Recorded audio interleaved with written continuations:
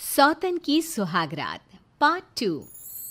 धूमधाम से शादी करने के बाद समर्थ और देविका घर आते हैं। घर पर सब उनका स्वागत करते हैं और सौम्या उनकी सुहाग रात का इंतजाम करती है। समर्थ और देविका दोनों अपने रूम में बैठे बातें कर रहे होते हैं। तब देविका कहती है, सुनिए, आप इतना दूर क्यों बैठे हैं? नहीं, कुछ नहीं, बस थोड़ा सा थक गया हूँ। अगर आप कहें तो मैं आपका सर दबा दूँ?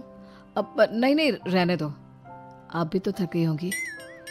देविका आगे बढ़ते हुए कहती है, थक तो गई हूँ, पर आपकी सेवा करना पहला धर्म है मेरा।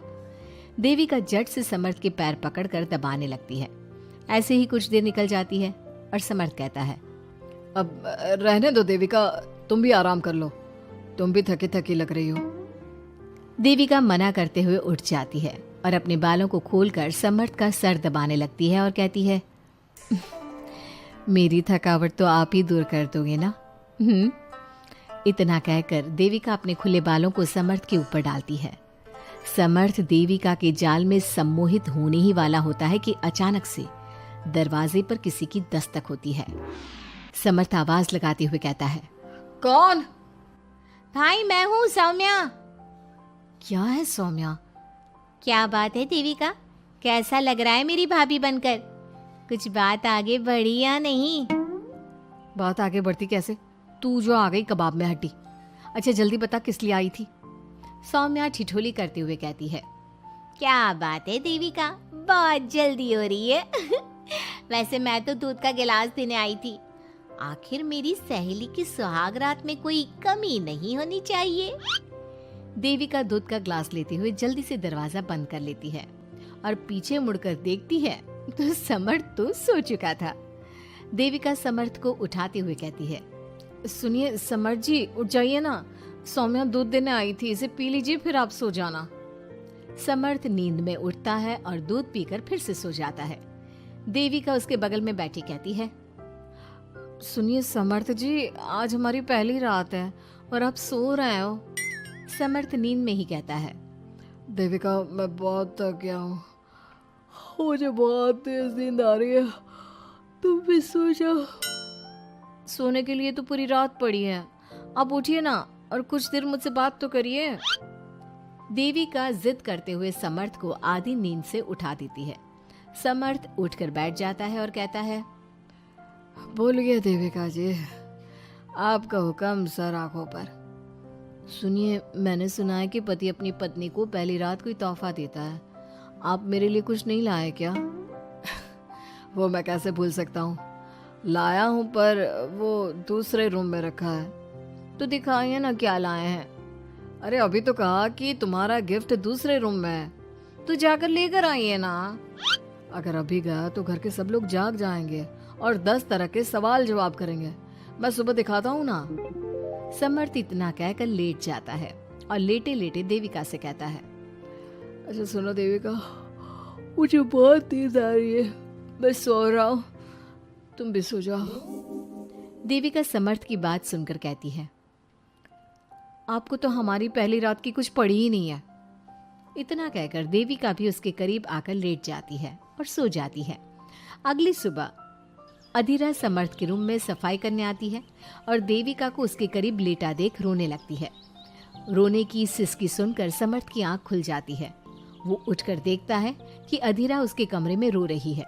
उसे देखते ही समर्थ बहुत गुस्से में आ जाता है और अधीरा से कहता है, अधीरा, तुम सुबह सुबह क्यों रो रही हो? तुम्हें यहाँ नहीं आना चाहिए था, जाओ यहाँ से। समर्थ अधीरा का हाथ पकड़कर रूम के बाहर कर देता है और कहता है, अब बिना दरवाजा नॉक किए अंदर मत आना।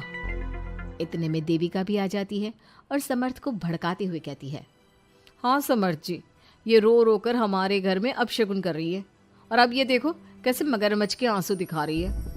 इतना कहकर देविका अधीरा का हाथ पकड़कर घसीटती है और कहती है, अब क्या रोती रहेगी या कुछ काम भी करेगी? मुफ्त में रोटियां तोड़ने को नहीं मिलेगी यहाँ पर। चल उठ यहाँ से और कुछ काम कर। अधीरा वहां से उठकर रोते रोते चली जाती है और जाकर रसोई में सबके लिए चाय बनाती है और चाय जाकर पहले अपनी सास को देती है। चाय पीते ही मंजू अधीरा को गुस्से से कहने लगती है, लगता है मुझे मारने की साजिश कर ली है। अरे अभी तक तूने ढंग की चाय बनाना नहीं सीखा। इतनी मीठी चाय बनाई है कि कहीं मैं शुगर की बीमारी से मर ही ना जाऊं। अरे जा जाकर तू मर कहीं।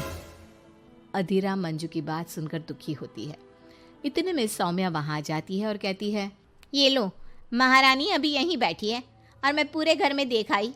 अरे ओ महारानी, यहाँ बैठकर किसका मातम मना रही हो? उठ यहाँ से और जाकर हमारे कपड़े धो, बहुत कपड़े पड़े हैं धोने को। अधीरा वहां से कपड़े धोने चली जाती है और बैठे बैठे खुद को कोसने लगती है। हे भगवान, मुझे उठा ले तो अच्छा है, मैं थक गई हूँ इस जिंदगी से। ऐसे ही कुछ दिन निकल जाते हैं। अब समर्थ भी अपने काम पर जाना शुरू कर देता है।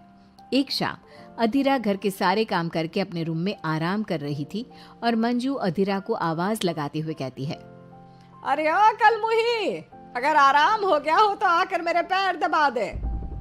देविका उस समय वहीं से गुजर रही थी और समर्थ का घर आने का टाइम देखकर देविका मंजू से कहती है, माँ जी सुनिए, आप कहें तो मैं दबा दूं आपके पाँव।